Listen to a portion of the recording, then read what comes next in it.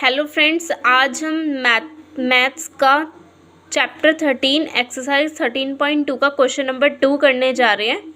चलो हम रीड कर लेते हैं। क्वेश्चन क्या कह रहा है कि एक इंजीनियरिंग के विद्यार्थी ने रेचल से एक पतली एल्युमिनियम की शीट का प्रयोग करते हुए एक मॉडल बनाने को कहा गया जो एक ऐसे बेलन का आकार हो, याद रखें बेलन, जिसके दोनों सिरों पर दो शंकु जुड़े हों। इस मॉडल का व्यास 3 सेंटीमीटर और इसकी लंबाई 12 सेंटीमीटर। यदि प्रत्येक शंकु की ऊंचाई 2 सेंटीमीटर हो तो रचेल द्वारा बनाए गए मॉडल में अंतर्दृष्टि हवा का आयतन ज्ञात करें।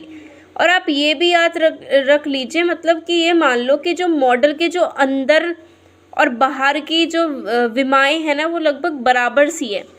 ठीक है, तो हम पहले थोड़ा सा अपना डायग्राम बना लेते हैं। क्या कह रहा है, हमसे क्या बोला है कि बेलन के आकार का हो। तो बेलन तो ऐसा होता है ना, ऐसा होता है बेलन, ये बेलन है और दो शंकु उसमें जुड़े हुए हैं, मतलब यहाँ पर हमारे शंकु जुड़े हुए हैं, ऐसे शंकु जुड़े हुए हैं। और इस मॉडल का व्यास 3 सेंटीमीटर, लंबाई 12 सेंटीमीटर। अब हम सबसे पहले बेलन की हाइट लिख लेंगे।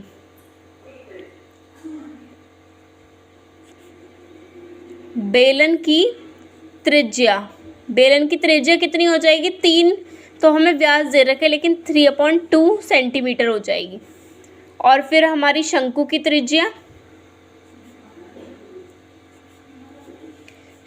त्रिज्या भी 3/2 सेंटीमीटर हो जाएगी, क्योंकि ये कट नहीं सकता है। फिर है बेलन की ऊंचाई,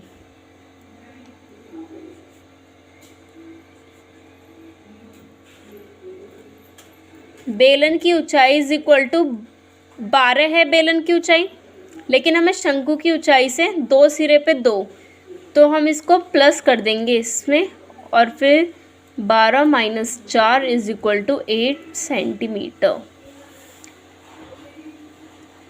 अब है शंकु की ऊंचाई तो हमें पहले से ही पता थी, कितनी? 2 सेंटीमीटर। फिर मॉडल में जो समाहित मतलब जो मॉडल है उसमें जो समाया हुआ हवा है, मतलब हवा भी तो होगी, तो उसका जो आयतन है, तो मॉडल का हमने जो आयतन निकाल रहे हैं हम, वो कैसे निकालेंगे हम?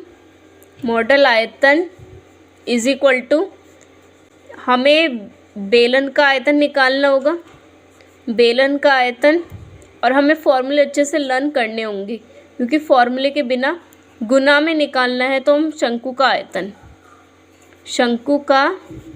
आयतन, फिर बेलन का तो ये होता है πr² प्लस 2 इंटू, और शंकु का 1/3 πr²। फिर πr², फिर हम अपनी मतलब कॉमन चीज़ें निकाल लेंगे इसमें से, πr² और h + 2/3, ये मतलब अनकॉमन h1।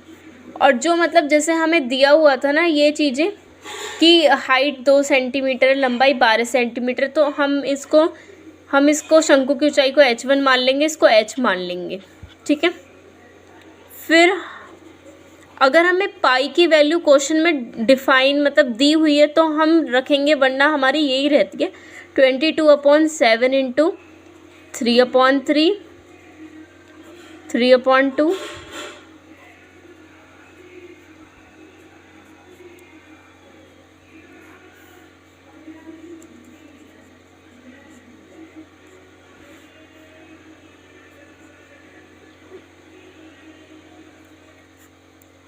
ये ऐसे